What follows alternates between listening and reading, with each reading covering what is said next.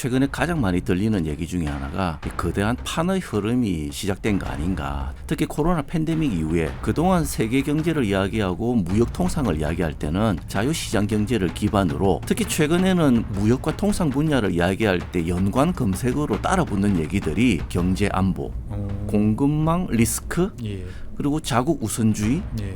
보조금 전쟁, 이런 식으로 그동안에는 시장 접근이나 관세 인하, 네. FTA 그렇죠. 이런 얘기들이 통상의 주 키워드였는데, 지금은 통상 분야를 이야기할 때 키워드 자체가 새로운 어떤 틀로 넘어가는 과정에 있지 않나, 이런 생각이 듭니다.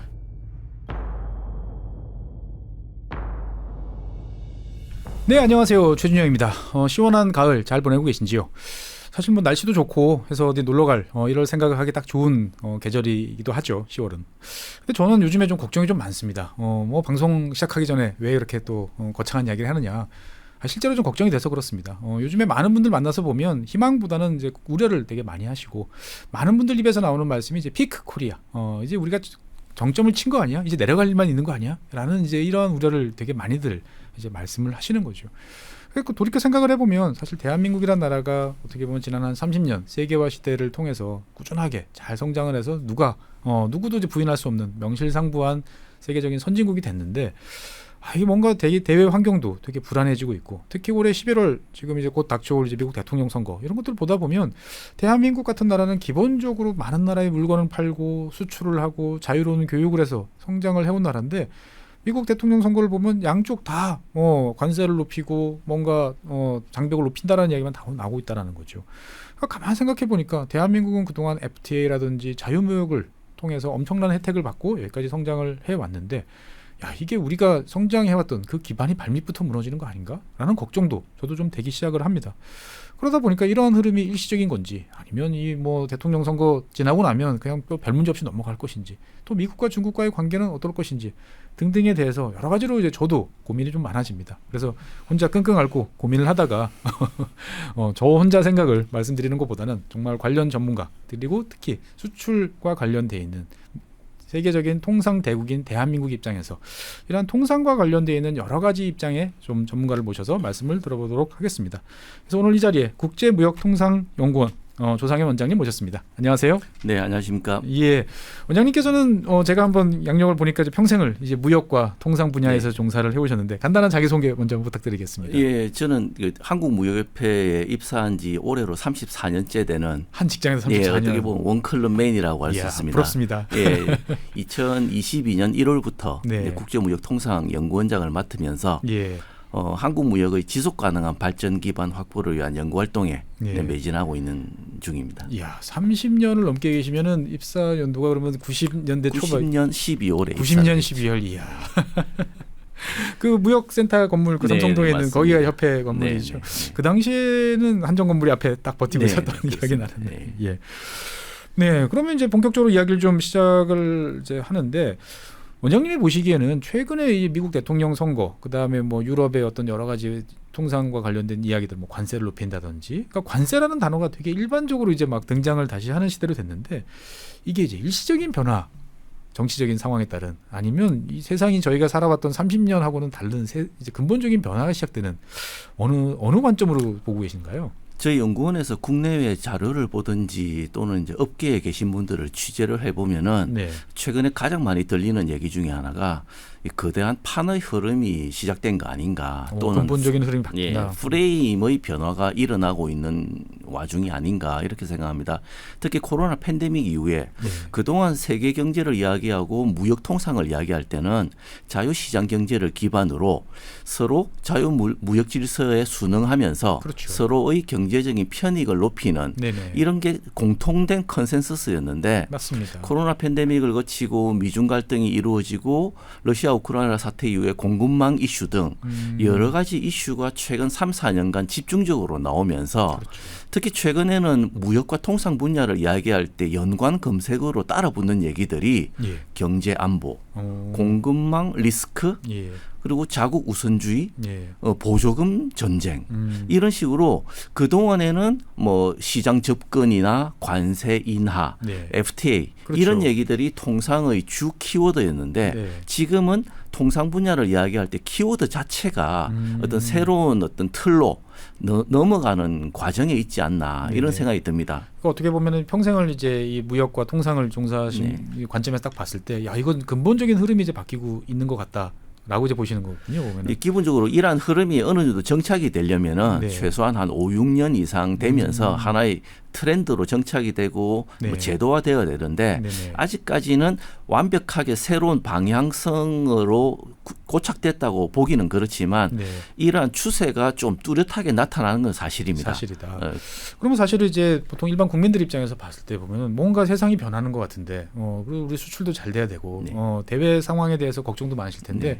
이러한 대외 상황을 이제 뭐 키워드 몇 가지 네. 딱 정리해서 우리가 좀 머릿속에 놓고 있으면 이해가 잘 될 것 같은데 그런 키워드들이 좀 있을까요? 예, 저희 국제무역통상연구원에서 보고서를 통해서나 또는 제가 외부 강연 등등을 통해서 네. 지금 현재 우리가 세계 경제와 무역 통상 환경을 이해할 때 네. 3C 또는 4C C. 네 가지의 C로 좀 이해를 하면은 좀 쉽게 이야기할 수 있다. 알파벳에서 A, B, C 할 때 세 네, 번째 나오는 게 세- C. 예, 어떤 게 있을까요? 첫 번째는 EU가 이니셔티브를 쥐고 강력하게 밀어붙이고 있는 어떤 기후 변화라든지 기후 변화. 탄소 중립과 관련해서 뭐 탄소 국경 조정 제도 이건 말 그대로 이제 카본이 되겠죠. 네네. 이제 첫 번째 C는 카본이 되는 거고 어, 두 번째 지금 현재 글로벌 밸류 체인에서 또는 네. 글로벌 공급망에서 핵심적인 우위를 차지하고 있는 게 중국인 건 사실인데 아, 이 중국에 대한 예. 과의존이 지금 모든 국가에 문제가 되고 있어가지고 그렇죠. 그다음에 두 번째 C는 이제 차이나가 차이나. 될 것이고 지난번 트럼프 전 대통령 시기에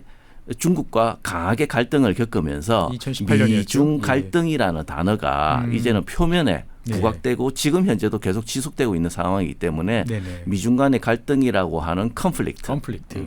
그리고 네 번째 C는 우리가 우리 수출을 이야기하고 우리 무역을 이야기할 때 네네. 반도체를 비롯한 IT 품목의 어떤 세계 경기 변화에 따라서 네네. 우리 수출도 크게 좌우되기 때문에 그렇죠. 우리 입장에서는 반도체가 제일 유념해서 봐야 될 포인트이기 때문에 반도체를 이야기하는 칩이 되겠습니다. 그래서 카본, 차이나, 컨플릭트, 칩 이 네 가지 변수로 네네. 세계 경제의 전반적인 흐름이라든지 통상 환경을 좀 바라보는 시각이 좀 필요하지 않나 필요하다. 그렇게 생각합니다. 네 가지 네. 머릿속에 일단 기억에 넣어놓고 네. 한번 진행을 해보도록 하겠습니다.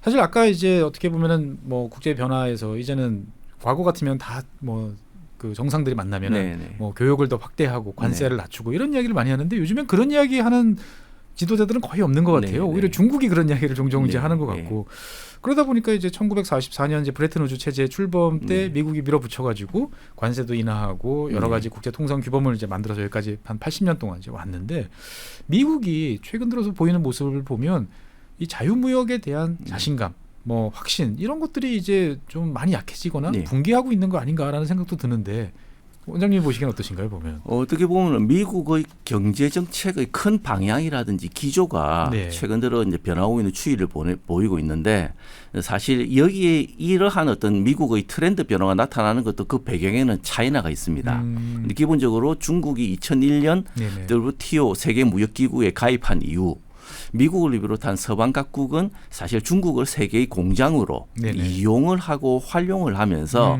경제 성장을 도모하고 자유무역 질서에 중국을 편입시킴으로써 네. 큰 혜택을 보는 것이다라는 견해를 가져왔는데 그렇죠. 사실 혜택도 많이 보긴 네, 했습니다만 한 예. 15년 지나서 특히 시진핑 주석이 2013년도에 집권한 이후에 중국이 중국몽이라는 이야기가 나오고 하면서 중국의 어떤 산업 경쟁력이라든지 기술력이 높아지고 네. 그러다 보니 그동안 자본주의 질서가 중국을 이용하고 활용하면서 성장을 도모해 왔는데 네네. 최근 들어서는 중국과 경쟁이라는 이야기가 나오고 경합이라는 이야기가 나오고 네.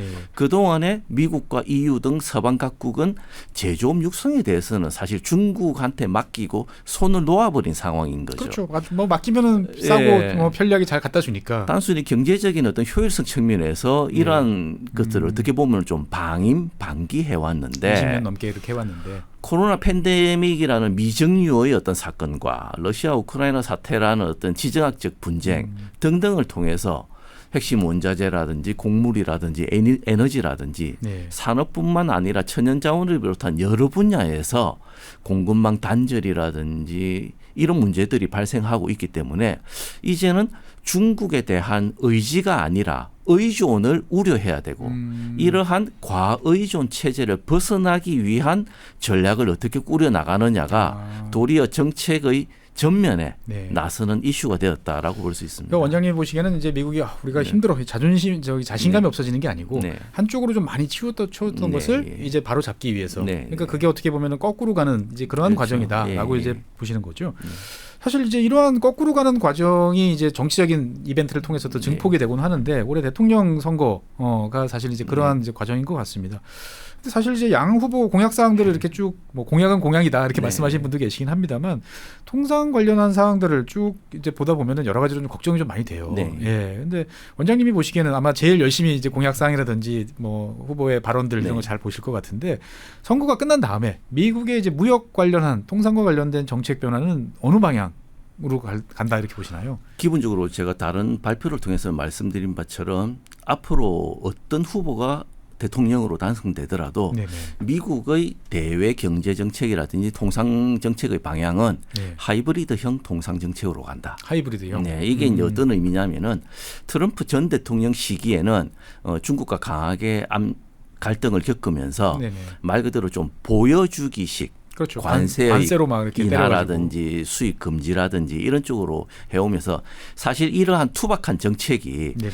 미국의 어떤 소비자 편익이라든지 물가 안정에는 그렇게 도움이 되지는 않는 좀 투박한 정책이기는 하지만 속은 시원하지 않습니까? 이게 여론을 몰이하고 네. 어떤 국민들의 어떤 안정감을 얻는 데는 또 네. 도움이 되는 것도 사실이거든요. 그렇죠. 그렇지만 지금 현재 민주당 정부는 철저하게 법 제도를 기반으로 한 네. 여러 가지 반도체 과학법이라든지 여러 가지 법률이라든지 행정명령을 통해서 법 제도 기반으로 중국을 좀 옥죄이는 네. 그러한 정책을 펴고 있는데 네. 지금 현재 민주당 정부도 트럼프 전 대통령의 그러한 정책들이 철강이라든지 자동차라든지 미국의 어떤 여론을 조성하는 데는 도움이 된다는 사실을 파악을 했고 트럼프 전 대통령도 네. 큰 주목을 보여주는 그런 식의 어떤 쇼잉뿐만 아니라 법 제도적으로 치밀하게 접근하는 것도 유효하구나 이런 것을 상호 배웠기 때문에 네네. 앞으로 누가 대통령이 되더라도 물론 어느 쪽의 방향에 조금 더 무게중심을 두느냐는 달라지겠지만 네네. 기본적으로 하이브리드형 정책을 혼합해서 활용하면서 조금 더 복잡한 고차 방정식의 시대가 된다. 어쨌든 볼 수 있습니다. 예, 이제 과거처럼 미국 시장 좀 내주고 자유무역하면 서로 다 좋아질 거야라는 네. 이런 관점이 아니고 당장 미국도 좋아야 돼. 네. 미국의 일자리도 지켜야 돼. 맞습니다. 여러 가지 이제 네. 관점들이 녹아나는 쪽으로 최소한 네. 통상과 관련해서는 양쪽 누가 대통령이 되든 네. 큰 틀에서 봤을 때 보면 비슷한 형태로 갈 네. 거다라고 이제 보시는데 사실은 저는 이제 미국의 통상과 관련돼서 그 트럼프 행정부 시절에 WTO 이제 거의 막 형해화 시켜버렸지 네. 않습니까? 보면은 뭐 상소기구 같은 경우도 파견도 안 해가지고. 네. 네. 그래서 저는 바이든 대통령이 이제 취임을 했을 때 일단 그거부터 원상 복귀 시켜놓을 거라고 네. 생각을 했거든요. 항상 바이든 대통령 같은 경우 동맹국과 함께 간다. 네. 뭐 국제적인 질서, 룰 베이스로 가겠다 이런 이야기를 했는데 실제로 지금 대통령이 인기가 다 돼가는 와중인데도 WTO 체제에 대해서는 거의 언급이 없더라고요. 보면은. 그러니까 사실은 이제 미국 입장에서 봤을 때는 이 다자간 체제에 대한 신뢰 나 이제 더 이상 안 해 이런 쪽으로 간다 이렇게까지 봐야 될까요? 보면? 미국 정부 입장에서는 공화당 정부가 되든 민주당 정부가 되든 지금 현재 제가 생각하기로 판단하고 있는 바는 WTO를 비롯한 다자간 체제가 네. 어떤 다시 한번 팍스 아메리카나 미국의 강력한 힘을 보여주고 그 힘을 계속적으로 충전하는 데 있어서 도움이 되는 질서인가라는 데 대해서는 좀 의구심을 가지는 것 같습니다. 그래서 지금 바이든 행정부의 입장에서도 가치를 기반으로 한 동맹국끼리의 어떤 합종 연횡을 우선적으로 챙기는 다자주의 어떤 동맹 네네. 쪽에 좀 더 포커스를 맞추고 있지 중국도 들어가 있고 러시아도 들어가 있는 WTO 체제에 좀 의지하거나 의존을 해서 그 체제를 활용해서 어떤 미국의 강력한 권한을 다시 한번 되찾겠다라는 것에 대해서는 조금 의구심을 가지고 있는 게 사실인 것 같습니다. 그러니까 어떻게 보면 WTO라는 체제 자체가 이제 미국의 의사가 반영됐고 네. 미국의 정치적인 어떤 그 결단에 의해서 이제 시작이 됐는데 네. 일단 유효 기간이 이제 거의 다 돼가는 네. 것 같다라고 이제 보시는 거죠. 실제로 보면 저도 이제 뭐 이 지구본 연구소에서 소개를 이제 했습니다만 로버트 라이트하이저가 쓴 이제 그 뭐죠 자유무역이라는 환상, 뭐 무역은 공짜가 아니다. 네. 예. 이런 이야기를 보다 보면은 참 여러 가지 생각이 많이 들더라고요. 그러니까 노골적으로 어떻게 보면은 관세 철폐를 위한 미국의 실험은 이제 실패를 했고, 그 다음에 이제 뭐 관세도 올리고, 그 다음에 유럽식의 뭐 국경 조정세 이런 네. 것들도 도입을 하고, 그 다음에 이제 뭐 미국의 기준에 미치지 못하는 국가로부터는 아예 수입을 중단해야 된다. 네. 뭐 이렇게까지 파격적인 주장을 하고 있는데. 저는 되게 겁도 나는데 원장님이 보시기에는 이게 어떻게 보면 미국 주류에서 저변에 깔려 있는 마음인지 아니면 이제 그 트럼프와 궤를 같이 하는 아웃라이어 스타일의 네, 어떤 발언인지 이게 사실 좀 궁금해지더라고요. 지금 현재 미 대선을 앞둔 지금 시기에서 네. 공화당이라든지 민주당 쪽에서 어떤 말 그대로 이제 정책 책사들이 네. 뭐 얘기하고 있는 그런 키워드를 100% 고지고대로 믿을 수는 없다고 생각합니다. 그대로 다 믿으면 안 된다. 네. 말 그대로 여론몰이용일 수도 있고 여론 조성용일 수도 있어서 네네. 조금 과도하게 의도적으로 좀 센 키워드들을 선택해서 그렇게 하는 거는 있는데 네네. 이제 기본적으로 저희가 그럼에도 불구하고 놓치지 말아야 될 거는 당에서 그런 얘기가 나오더라도 기본적으로는 강한 미국의 재현을 꿈꾸는 것은 사실이다. 그렇기 때문에 과거처럼 자유무역 질서 그리고 다자주의를 기반으로 한 말 그대로 WTO 그 이전에 가트에도 네네. 제일 기본적인 원칙이 호혜주의 원칙이었으니까. 그렇죠. 너도 좋고 나도 예, 좋고. 이제는 예. 호혜주의 원칙 기반이라기보다는 네. 철저하게 뷰포인트를 미국의 시선으로 놓겠다. 미국 중심주의. 미국의 시선으로 봤을 때 네네. 이러한 소다자주의라든지 특정 국가와의 어떤 1대1 FTA가 되든지 무역협정이 되든지 간에 미국의 이익에 네네. 근본적으로 도움이 되는 어떤 방향인지 그런 쪽으로의 시각 전환이 좀 이루어졌다. 네네. 특히 최근 들어서 미국 행정부 당국자들이 뭐 각종 보조금이라든지 세제 혜택이라든지 등등을 통해서 한국을 비롯한 주요국의 투자를 네. 마구마구 미국으로 유치하고 있는데 그렇죠. 그렇게 하면서 이게 뭐 WTO의 보조금 룰에 위배되는 거 아니냐 또는 이제 관세를 급격하게 인위적으로 올리는 그런 행위들에 대해서 심심찮게 미국의 정부 당국자들이 이야기하고 있는 내용들이 지금 우리가 하고 있는 게 새로운 룰이다라는 미국식이군요. 뉴 오더 또는 뉴 룰이라는 이야기를 하고 있는 걸 봤을 때 우리가 하면 규칙이 된다. 이 미국의 어떤 여론 중심자들의 네. 어떤 시각 변화가 사실 좀 이루어지고 있는 것은 사실이다 이렇게 볼 수 있습니다. 사실 보조금 관련해서 저희도 얼마나 고생 많이 했습니까? 네, 예전에 뭐 네. 대우조선해양이라든지 네, 뭐 네. 일만 하면은 좀 그렇죠. 예, 하면은 네. 그냥 보조금이다라고 그래가지고 네. 끌고 가서 막 혼내고 네, 고생을 네. 시켰는데 참 세상이 이렇게 빨리 바뀌는구나 네. 싶은데 사실 아까 이제 미국으로 이제 투자 뭐 이제 네. 많이 가고 오늘도 뭐 트럼프 대통령이 이제 뭐 한국으로부터 일자리를 뭐 미국으로 갖고 네. 오겠다 뭐 이제 이렇게까지 콕 찍어서 이야기를 했는데 사실 어떻게 보면 대한민국은 2000년대 들어오면서부터 이제 무역의 축이나 모든 게 중국으로 확 쏠렸다가 네. 지금 20년 만에 다시 또 급격하게 피벗을 해가지고 네.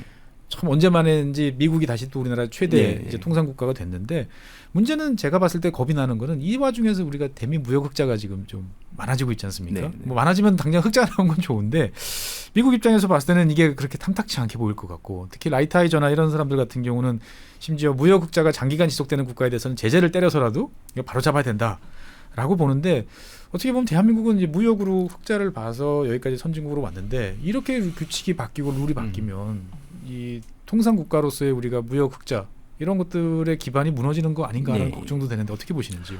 지금 미국의 기본적인 정책 기조는 네.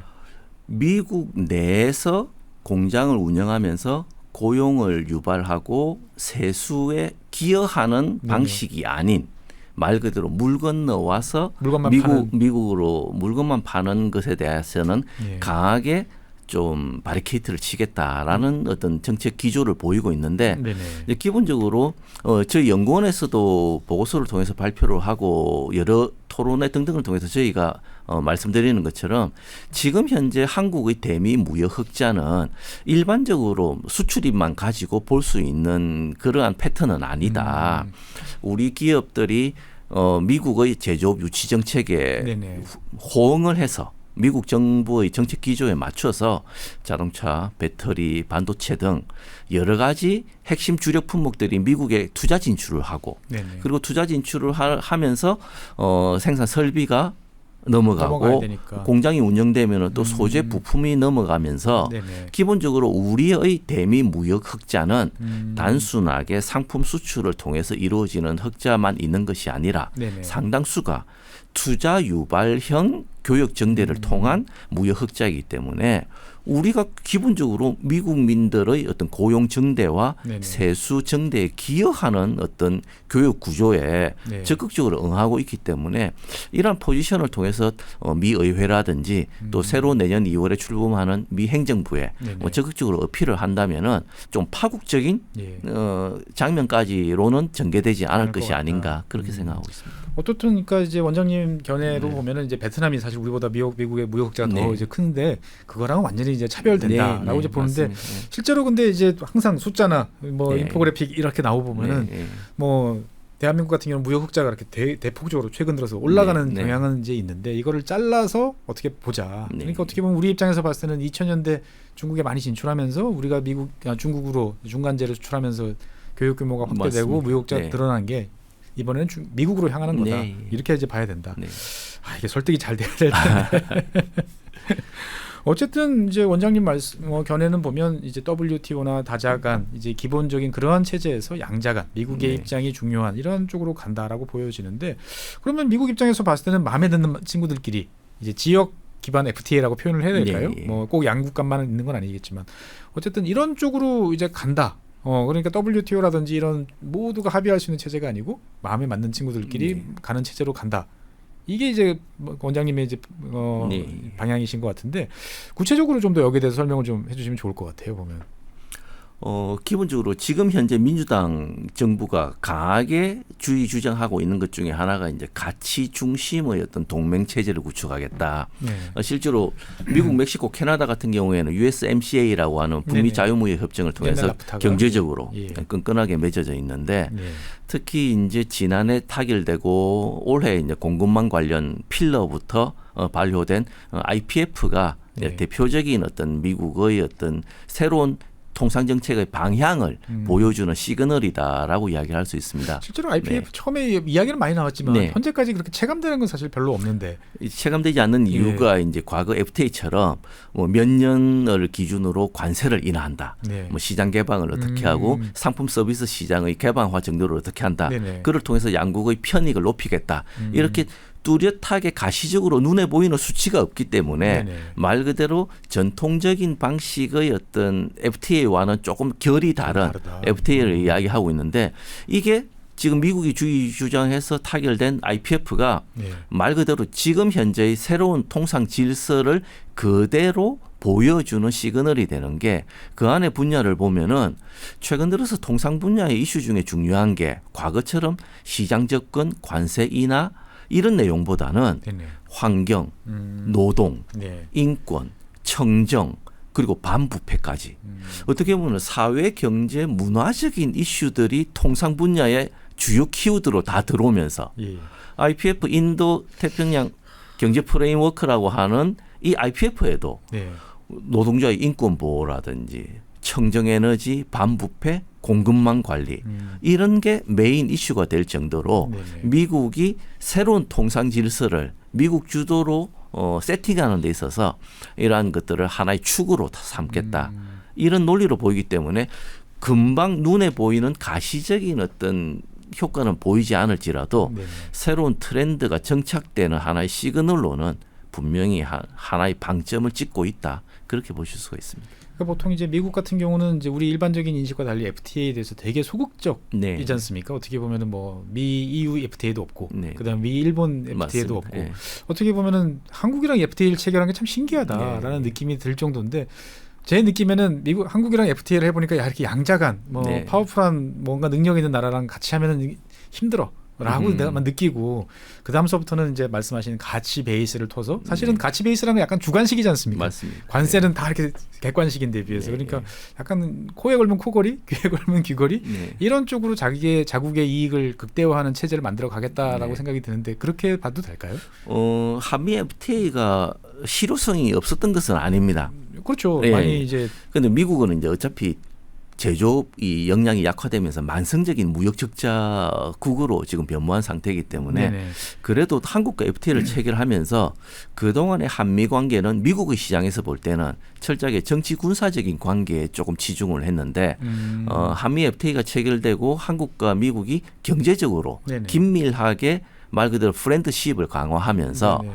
한미 양국이 상호 산업 경제 협력적인 측면에서 네네. 서로 혜택을 본 측면도 많죠. 있다. 네, 많은데 그게 미국의 무역 흑자를 뭐 한국과 FTA를 통해서 뭐 극복하고 그 정도까지는 정도까지는 아니고 아니다. 워낙 중국의 적자가 차지하는 비중이 크기 보니까. 때문에 그런데 여전히 한미 FTA를 통해서 한미 관계가 네. 경제적인 동맹으로까지 한 단계 업그레이드 된 것은 사실이다. 그렇게 보실 수가 있습니다. 그러니까 어떻게 보면은 이제 미국 입장에서 봤을 때는 네. 여러 가지 과거에 했던 행보 중에 한미 FTA도 중요한 이제 창조 네. 사례가 이제 될 네, 거다라고 이제 정리를 할 수 있을 것 같고 뭐 미국 이야기를 쭉 했습니다만 이제 사실 뭐 세계 최대 시장 중에 하나는 또 EU 이야기도 좀 네, 한번 네. 해봐야 될 것 같습니다. 최근에 이제 EU가 이제 보고서를 하나 냈죠. 이제 더 퓨처 오브 유로피안 컴피티브니스라고 해가지고 EU 경쟁력이 이제 왜 이 모양이 꼬라지가 됐냐라고 예 드라기 이제 전 네. 이제 총리가 이제 막 그 질타를 하는 이제 책을 썼는데 사실 보면 이게 어떻게 보면 막연하게 우리가 EU를 바라봤을 때 느끼던 거를 EU 스스로가 막 아주 반성문을 독한 마음 먹고 썼다라는 생각도 들고 근데 결론적으로 보면 결국 또 EU도 미국처럼 자국 내 산업 정책 강하게 수립하고 집행해 나가겠다. 그럼 당연히 그런 산업을 보호해야 되니까 네. 경쟁이 있을 때까지는 보호무역. 야 그럼 미국도 보호무역, 유럽도 보호무역 이렇게 되는 세상이 돌 것 같은데 어떻게 보면 EU가 그런 방향으로 정말 갈까요? EU도 최근에는 거의 미국이 하는 정책처럼 네. 뭐 보조금이라든지 국내 산업 보호, 제조업 유치 정책 이런 것들을 쓰고 있는데 미국하고는 조금의 강도는 다른 것 같습니다. 강도는 다를 특히 것이다. 이제 중국에 대한 예를 들어 중국에 대한 스탠스를 봤을 때도 네네. 그냥 미국은 대중국 배제라는 이야기를 많이 쓰고 있는데 그렇죠. EU 같은 경우에는 대중국 견제라는 이야기를 쓸 정도로 배제와 견제. EU의 역내 제조업 기반이 독일을 제외하고는 상당 부분 약해진 상태에서 그렇죠. 가만히 살펴보니까 중국에 대한 의존도가 과의존이라고 할 정도로 높아진 것을 발견하게 되고 네네. 지금 현재 그렇게 컴페티티브니스라는 여기도 뭐 C가 나오지만은 그 보고서를 낸 거는 어떻게 보면은 자아 성찰의 결과물이다. 예. 기본적으로 그래서 최근 한 2년간 급하게 EU에서 많이 나오고 있는 법률들이 핵심 원자재법이라든지 네네. 공급망 실사법 그리고 뭐 에코 디자인이라든지 앞으로 다가올 디지털 제품 여건 등등등등의 법률을 통해서 EU로 들어오는 제품의 어떤 탄소 배출뿐만 아니라 네네. 뭐 소비자 안전이라든지 제품의 생산 전체 과정에서 라이프 스타일 전체 과정에서의 어떤 이력까지도 네네. 같이 철저하게 보겠다는 그 의도는 내심으로는 중국에 대한 과의존을 배제하기는 이미 늦었다. 이미 힘들다. 늦었다. 그런데 특정 국가에 대한 의존이 65% 70% 이상 넘어가는 것은 너무 심하기 때문에 좀 줄여보자. 65% 이하라도 낮춰보자는 궁여지책의 성격이 강한 겁니다. 네. 그러니까 어떻게 보면은 네. 이제 유럽은 중국하고 뭔가 더 이야기를 해볼 협의할 여지가 좀 있어 보이고 네. 미국은 이제 단호하게 이제 너희랑 네. 같이 안 해 이렇게 되는데 원장님 보시기에는 그거는 EU가 마음이 넓어서가 아니고 네. 어떻게 보면 미국보다도 더 의존도 네. 높은 상황이기 때문에 어쩔 수 없는 현실적인 결정이다. 사실 2000년대 초반부터 지금까지 지난 20년간 세계 각국의 어떤 경제 발전의 역사를 살펴보면은 네. 사실 EU 지역에서는 독일이 네. 뭐 유럽 지역의 글로벌 밸류 체인의 어떤 맹주 그렇죠. 거점 역할을 하면서 동유럽을 중요한 이제 역할을 거의 뭐 했는데 경제적 식민지를 만들면서 예, 성장을 했죠. 사실 독일 경제가 그렇게 지난 20여 년간 급속하게 발전하게 된 가장 큰 이유 중에 하나가 중국과의 강력한 결합이었거든요. 맞습니다. 예. 예. 서로 윈윈 관계를 통해서 결합을 해오면서 했는데 이제 최근 들어서 미국의 압력으로 중국 경제가 휘청이고 조금 힘든 모습을 보이니까 네네. 특히 러시아 우크라이나 여파도 있지만 독일 경제도 최근에는 조금 약해지는 모습 등등을 보이는 게 서로 메비우스의 띠처럼 맞물리는 다 그런 맞물려 있다. 효과도 효과의 어떤 영향이 아닌가 그렇게 보고 있습니다. 뭐 최근에 이제 저도 외신들을 통하다 보면 이제 미텔 슈타트라고 그러나요? 이제 네. 여러 가지 이제 독일의 중소기업들이 아예 중국의 터전을 옮겨가지고 이제 해왔는데 네. 요즘에 여러 가지로 이제 어려운 상황이다 보니까 돌아갈 수도 없고 중국에 더 있을 수도 없고 상당히 난처하다 이런 이야기가 나오는데 이게 다 서로가 연관이 돼서 돌아가는 모습이다라고 보면 지금 되겠군요. 글로벌 기업뿐만 아니라 한국의 중견 중소기업도 같은 고민을 하고 있는데 사실 차이나 중국을 바라보는 어떤 기업의 시각의 측면에서 지금 현재 중국 현지에 공장을 운영하고 있는 기업의 입장에서 중국 시장에 대한 어떤 생산 캐파를 계속 늘릴 것이냐, 네. 유지를 할 것이냐, 제3국으로 이전할 것이냐, 아예 포기할 것이냐 등등의 한 세 가지 옵션의 어떤 선택의 갈림길이 있다고 볼 수 네. 있거든요. 첫 번째 같은 경우에는 뭐 아이폰이 생산 거점을 인도로 옮겼듯이 많이 이제 옮기고 있죠. 첫 번째는 엑시트 차이나가 되겠죠. 네. 아예 철수를 해서 타 지역으로 이동한다. 두 번째로는 그래도 중국은 시장으로서의 가치는 있기 때문에 네네. 우리가 조금 투자 여력이 있기 때문에 현재의 중국 공장은 계속 유지하더라도 새로운 공장은 제3국에 짓는다. 추가 투자는 없이 예, 차이나 플러스 원이 예. 되는 거. 마지막으로는 좀 슬픈 얘기지만 마지막으로는 인차이나 전략입니다. 보통 보면 중국 회사와 합자회사를 설립해서 지분율 우리가 51 가지고 중국이 49를 가졌는데 네. 한국 색채를 이제는 지우고 아예 지분 조정을 해서 중국 기업이 대주주가 되고 대주주가 되고 우리는 현실적인 어떤 캐시카우에만 만족하겠다. 지분만큼을 예. 수익을 내서 우리는 그냥 중국 기업입니다. 라고 외국 기업의 흔적을 지우는 네. 인차이나 전략. 이 세 가지 선택 중에 하나를 선택해야 되는 갈림길에 있다. 그렇게 보실 수가 있습니다. 저도 실제로 만나서 많은 기업인들 이야기를 듣다 보면 네. 대기업은 그래도 뭔가 첫 번째, 두 번째 옵션을 고민을 하고 계신데 네. 중소기업들 같은 경우는 대부분 셋째, 네. 세 번째 옵션을 이제 선택을 하시더라고요. 사실 어려운 상황입니다. 예. 이유 이야기를 하다가 이제 중국 이야기까지 갔는데 다시 이유 이야기를 좀 네. 해보면 사실 이유는 항상 좀 어려운 이야기 많이 하지 않습니까? 네. 뭐 이렇게 들으면 뭔가 좋을 것 같은데 실제로 하긴 되게 어려워 보이는 네, 네. 그런 이야기를 되게 많이 하는데 뭐 아까 처음에 카본 네. 뭐 말씀하셨지만 뭐 탄소 국경 조정세 이게 사실은 옛날에 WTO나 가트에서 말하던 비관세 장벽에 네, 맞습니다. 해당하는 전형적인 건데 여기도 EU도 자기들이 하면 이제 규칙이 된다라고 이제 생각을 하는 것 같은데 실제로 원장님이 보시기에는 유럽의 탄소 국경 조정세, 그 다음에 미국에서도 또 이제 국경 조정세라는 네. 이야기가 양쪽에서 나온단 말이죠. 그러면 이러한 흐름들이 이제 대세가 돼서 어떻게 보면 글로벌 새로운 통상 규범으로 될 가능성은 매우 네. 높아졌다. 네. 이렇게 보시는 거죠. 지난 20년 전부터 EU가 공을 들인 게 네. 탄소 국경 조정 제도라고 하는 CBAM입니다. 네네. 어떻게 보면 EU가 글로벌 기후 변화 이슈를 잘 선점했다. 선점을 해서 잘 포장을 해서 네네. 비관세 장벽 같지 않은 장벽을 세워서 어떻게 보면 이것의 궁극적인 어떤 정책의 목표도 네. EU의 제조 역량을 강화하고 다시 제조업을 일으킬 수 있는 시간을 벌기 위한 국려지책으로 만들었는데 워낙 이니셔티브가 좋고 신선하고 전 세계 어느 국가도 거부할 수 없는 이슈를 선점해버렸기 때문에 명분이 좋았기 때문에 한국, 중국, 일본과 같이 태평양 지역에 있는 제조, 생산, 수출 국가들은 네. 기본적으로 EU로 물품을 운송하는 운송 과정에서의 탄소 배출까지도 고려를 불리한 요소가 되어버리기 때문에 기본적으로는 경쟁 열의에 처해 있고 이에 따라서 청정 에너지 기술이라든지 청정 산업에 대한 투자라든지 또 심지어는 해당 영내 국가로의 생산 기지 이전이라든지 네네. 이런 쪽에 심각한 고민을 하고 있고 특히 탄소 국경 조정제도 같은 경우에는 지난해 3분기부터 시범 적용에 들어가서 지금 포스코를 비롯한 철강 업종과 시멘트 업종, 화학 업종들은 벌써부터 분기별로 리포팅을 하고 있는 상황이기 때문에 얼마나 앞으로 이게 이제 본격적으로 시행되면은 네. 한국과 같은 아시아 지역에 위치한 제조 수출 국가는 좀 나름대로 불리한 여건, 조금은 더 기울어지는 운동장에서 경쟁을 할 수밖에 없는데, 근데 사실 이 제도가 EU 영내에서도 산업계에서는 100% 동의를 하는 것은 또 아닙니다. 그 규정 자체가 조금 선언적인 의미가 강하고 강제적으로 특정 기간이라든지 시한을 정해서 밀어붙이는 성격이 많기 때문에 사실 독일 지역이라든지 제조 공장들이 밀집해 있는 그를 통해서 국력을 키워온 제조 중심 국가들은 사실은 조금 딴지를 걸거나 불만이 있는 것도 좀 사실인 것으로 알고 있습니다. 어떻든 전체적으로 미국도 그렇고 유럽도 그렇고 이제 예전에는 좋은 시장으로서만 우리가 바라봤는데 네네. 이제는 시장과 생산이 같이 결합하지 않으면 네. 이제 힘들어라는 시그널을 이제 계속 네, 보내니까 네. 우리 입장에서 봤을 때는 야 그러면 좋게 말하면 해외 투자가 증가하는 거지만 나쁘게 말하면은 대한민국에 뭐가 남지 이런 이제 걱정이 되는 것도 사실은 네.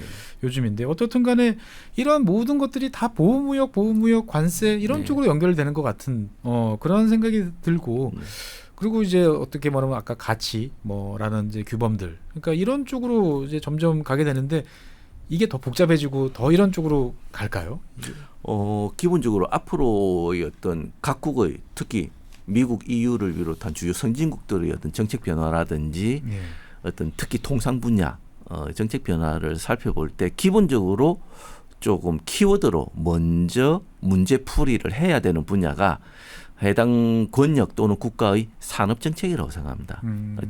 과거에는 조금 두루뭉실하게 통상 정책, 무역 정책 또는 외교 정책 이런 식으로 좀 브로드한 얘기를 많이 했었는데 지금은 핀포인트로 꼭 집어서 산업 정책에 좀 올인하는 분위기를 보이고 있기 때문에 산업 정책으로 우리가 뭐 경제적인 측면뿐만 아니라 뭐 외교적인 측면이라든지 전체적인 어떤 국가 대 국가의 어떤 협상이라든지 그런 외교 전의 측면에서도 각국의 산업 정책과 조화를 이루고 하모나이즈하는 게 가장 큰 포인트가 된다.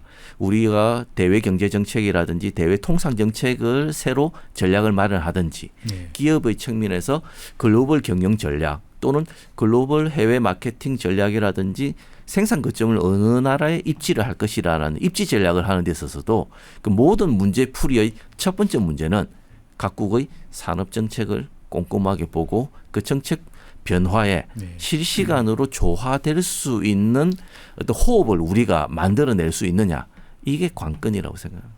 지금은 이제 WTO 체제라는 한 가지 그 툴에 그 문제만 잘 풀면 됐는데 이제는 온갖 지역의 이제 그 문제들을 다 나눠서 풀어야 되는 이제 이런 상황이 점점 도래하고 있다.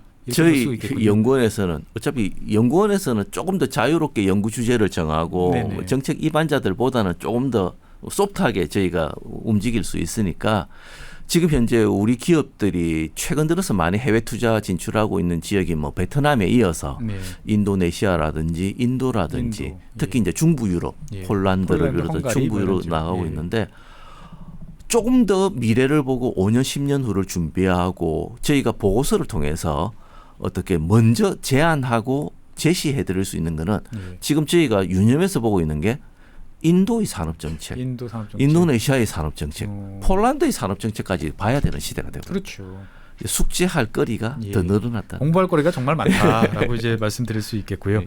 사실은 이제 그래서 아까 EU에서 나왔던 이번에 나왔던 경쟁력 보고서, 컴피티비니스 보고서를 보면 정말 피를 토하는 문구가 하나 있더라고요. 이제 더 이상 유럽에서 산업 정책과 관련 없는 통상 정책은 있어서는 안 된다. 뭐 이런 표현이 있어서 맞습니다. 제가 깜짝 놀랐는데 결국은 그 말은 이제 EU가 산업 정책을 강화하겠다. 그러면 미국의 뭐 IRA나 치법처럼 이제 보조금 펑펑 뿌리면서 만들어 가겠다. 사실 미국 같은 경우도 IRA 만들면서 그냥 한국, 일본 엄청난 투자를 받아가지고 생산 캐파가 이제 페이퍼상으로 보면 20배 가까이 1년 사이에 늘었지 않습니까? 그러면 야 이제는 전 세계가 이제 보조금 금지라는 말은 없어진 것 같고 누가 더 많은 보조금을 효과적으로 뿌리느냐의 게임이 될 것 같은데 정말 이제는 보조금 막 국가가 하는 거에 대해서 이제 제한이 없어지는 시대로 변하는 건가요? 지금 현재 딱 지금 이 시점에서 봤을 때 지금 현재 세계 무역과 통상 환경에서 산업 정책의 경쟁 보조금 전쟁이 벌어지고 있다. 보조금 전쟁라고 봐줄 수가 있습니다. 근데 기본적으로 이러한 미국이라든지 EU가 이러한 조금은 외부의 시선을 무시하면서까지 그렇게 보조금을 뿌리고 그런 정책을 펴내는 그 배후에도 예. WTO에 가입했지만 세계 자유무역 질서를 무시하고 뒤에서 막대한 보조금을 통해서 경쟁력을 높인 중국이 문제였다는 거죠. 중국이 저런 식으로 해서 이렇게까지 왔으니까 우리도 그렇게 할 거야. 이 식으로 가만히 놔두면 안 되겠다. 어떤 식으로든 우리가 보조금을 통해서 일단 제조업 역량을 강화할 거는 강화하고 네. 중국이 그런 식으로 해서 우리한테 물건을 파는 것은 막겠다. 이런 투트랙 전략을 강하게 지금 셋업하고 있는 과정이다. 네. 그렇게 보시면 되겠습니다. 어떻든 이제 뭐 WTO에 가서 뭐 이야기 해볼게요. 이런 건 이제 더 이상 말도 안 되는 이야기고 너희들 왜 그래라고 이야기를 할 수도 없고 어떻게 뭐 상대가 뿌리면 우리도 뿌려서 네. 같이 맞서야 되는 이제 이런 상황이 될 것 같은데 역사적으로 보면 정말 가트에서 WTO 이렇게 오는 흐름은 참 뭐 여러 가지 우여곡절이 많았습니다만 어쨌든 자유무역이라는 거에 대해서 서로가 동의하고 쭉 왔는데 이게 이제 축이 이제 바뀌었다라고 이제 보면 그러면 어떻게 보면은 우리가 생각하는 통상이라는 어떤 흐름들 한국에서 또는 뭐 중국이 됐든 어디가 됐던 좋은 생산 거점을 확보해서 전 세계 물건을 만들어서 네. 전 세계 팔아서 발전하는 네. 이 모델은 이제 더 이상 유효하지 않다 이렇게 보시는 건가요, 보면? 그래도 우리가 정부 정책이라든지 네. 뭐 기업들의 노력으로 헤쳐나갈 수 있는 여지는 분명히 또 존재한다고 생각합니다. 사실 우리가 자원이 하나도 없는 국가로서 개방형 통상국가 네네. 그리고는 무역 강국을 지향하고 있는데 네. 근데 기본적으로 어떤 제도의 변화라든지 글로벌 질서의 변화에 우리가 좀 발빠르게 대응해가지고 예. 그렇게 해간 측면도 있고 최근 2, 3년간 미국의 IRA라든지 또 뭐 EU의 핵심 원자재법이라든지 CBAM을 비롯한 탄소 관련 이슈가 나왔을 때도 우리 기업들이 좀 정부와 힘을 합쳐서 발빠르게 대응을 해 나갔기 때문에 네네. 그나마 올해도 우리 수출 실적이 좀 호조세를 보이고 있는 거인 것처럼 예. 말 그대로 좀 나이브하게 자유무역 질서를 통한 세계 경제 발전이라는 그 단어는 이제는 조금 뒤편으로 밀려나고 네네. 어떤 글로벌 밸류 체인의 분절화, 다각화 네네. 그리고 말 그대로 가치 중심의 합종 연횡이 이루어지는 시대. 중국을 타겟으로 해서 모든 비관세 장벽을 올리고 그렇게 하다 보니까 한국도 조금 옆에서 파편을 맞는 예. 피해를 보는 그런 시기. 중국은 그를 통해서 과잉 생산, 과잉 공급으로 그렇게 관세를 맞으면서도 마구마구 내보내는 시기. 예. 이렇게 여러 가지 이슈들이 지금 혼재되어서 치고받고 있는 이런 상황에서도 네. 우리 기업들은 슬기롭게 타겟팅을 잘 해서 네네. 뭐 인도로 진출한다, 인도네시아와의 어떤 뭐 광물 자원 뭐 협상을 강화한다, 호주와의 어떤 공급망 협정을 강화한다 등등을 통해서 철저하게 잘 해나가고 있는 것도 사실입니다. 어떻게 보면 기업들은 되게 잘 하고 있는 것 같은데 일반 네. 국민들이 느끼기에는 우리는 미국이나 EU처럼 왜 저렇게 못해? 과감하게 관세 올리고 뭐 예. 화끈하게 왜 못해? 라는 사실 불만도 사실 되게 많으신 것 같아요 보면은. 근데 사실 우리가 글로벌 룰을 세팅할 수 있을 정도의 룰 메이커로서의 역할을 하기는 사실 또 힘듭니다. 예. 사실 뭐 인구라든지 국토 면적이라든지 뭐 어떻게 보면은 소국인 차원에서 뭐 GDP라든지 수출 규모 측면에서는 세계 뭐 8강 이상으로 올라갔는데 이제 기본적으로 룰 세팅을 할 수 있는 집행자가 되지는 못하더라도 네. 그 룰을 세팅하는 데 있어서 우리 개방형 통상국가로서 강하게 우리의 어떤 입장을 전달하고 네. 이렇게 됐을 경우에 한국으로부터 좋은 제품과 서비스와 컨텐츠를 수입해서 당신의 나라의 국민들이 잘 살고 있는데 예. 이렇게 되면은 당신들 국민들의 편익이 낮아진다. 이런 차원에서 저희가 조금 발언권을 가지고 이야기할 수 있을 정도의 힘은 네. 이미 갖추고 있다. 네. 그렇게 말씀드릴 수 있습니다. 힘은 있는데 이제 그거를 잘 써먹지를 못하고 있는 것 같아서 좀 이제 고민이 좀 많이 됩니다. 어떻든 간에 지금 뭐 중국도 그렇고 미국도 그렇고 이렇게 여러 가지 문서들을 읽다 보면 그런 이야기 종종 나오더라고요. 향후 10년이 격동의 시기가 될 것이고 그래서 그 시기를 어떻게 보느냐에 따라서 새로운 패권과 질서가 나타난다라는 이야기는 공통점인 것 같아요. 그러니까 다들 지금 막 물살이 오는 그 한복판에서 이제 서로가 방향을 잡고 놀러 가는데 우리 입장에서 봤을 때는 이거 누구 등에 업혀가기도 참 애매할 만큼 우리 덩치도 커졌고 네. 그렇다고 아까 말씀하신 것처럼 우리 혼자 또 물살을 헤치고 가자니 또 좀 벅찬 것 같고 그러니까 어떻게 보면 우리 입장에서 봤을 때는 뭘 챙기고 이제 뭐를 어떤 주안점을 두고 국민들은 어디에 포커싱을 갖추고 이 상황을 바라봐야 되는지 좀 한번 말씀해 주시면 좋을 것 같아요. 기본적으로 정부의 어떤 대외 정책이라든지 스탠스는 제일 기본적으로는 평정심이 중요하다고 생각합니다. 평정심. 네. 무역이라는 단어, 통상이라는 단어만큼 가치 중립적인 용어는 없거든요. 기본적으로 한국이 이만큼 발전하고 지금 현재의 한국의 대외적인 국가 이미지는 앞서 말씀드린 것처럼 좋은 제품과 서비스와 콘텐츠를 생산 수출해서 네. 세계인의 삶의 질을 높이는 데 기여하는 국가다. 네. 무해한 나라죠. 무역적이지 않은 나라죠. 무역을 통해서 예. 세계 경제에 기여하는 국가라는 이미지 전략을 좀 더 강화할 필요가 있는 거고. 그리고 기업 경영을 지원하는 정부가 지원하는 측면에서는 지금처럼 민관 협업이라는 키워드가 중요시되는 시대는 없을 것 같습니다. 아무리 기업이 열심히 새로운 어떤 허들을 뛰어넘기 위해서 노력을 하더라도 네네. 정부의 어떤 제도적인 뒷받침이라든지 정책적인 지원이 필요하기 때문에 지난 70년대 뭐 종합상사 제도를 만들고 중화합공 육성 정책을 만들고 하면서 의샤 발로 열심히 한번 잘 살아보자고 했던 것처럼 네네. 지금 50년이 지난 70년에서부터 50년이 지난 지금 시대에 이렇게 세계 통상 무역 환경이 급변하는 상황에서 이제 다시 손을 잡고 민관 협업을 통해서 말 그대로 한 목소리로 네. 헤쳐나가는 그러한 노력이 다시 한번 좀 강조되는 시기다. 사실 우리 기업들은 우리 국민들이 생각하는 것보다 글로벌 시장에서 우리 기업들은 더 강하거든요. 그렇죠. 네, 그만큼 열심히 잘 해나가고 있는데 이러한 시기에 여러 가지 변수, 특히 정책적인 변수가 앞으로는 계속 정책 리스크가 많아지는 시대이기 때문에 우리 정부와의 어떤 긴밀한 협업 관계 네. 이게 다시 한번 좀 강조돼야 되는 상황이다라고 말씀드릴 수 있겠습니다. 예, 근데 저도 동의는 합니다만 다른 한편으로 보면 이제 그동안 이제 뭐 1960년대 이후부터 네. 지금 한 60년 가까이는 기업의 이해관계와 국가의 이해관계가 사실은 일치했다고 저는 보여지는데 네. 이제는 서로가 다른 목적, 다른 관점이 생기는 것 같아요. 기업 입장에서 봤을 때는 이 장벽을 뛰어넘어서 생존하고 네. 살아남아야 되려면 결국 그 시장에 가서 네. 어떻게 보면 생산을 하고 여러 가지 그 국가와 좋게 말하면 하모나이즈 네. 돼야 되지만 대한민국 입장에서 봤을 때는 생산 거점이 다 나가네. 우리는 이제 뭐 있어라고 하는 어떻게 보면 기업의 생존과 국가의 어떤 그 미래라는 것이 과거처럼 똑같은 한 방향으로 간다기보다는 서로가 이렇게 좀 궤도가 달라지는 좀 그런 면이 있기도 하는 것 같아요. 새로운 어떤 패러다임의 포트폴리오 전략이 이제 필요한 상황이죠.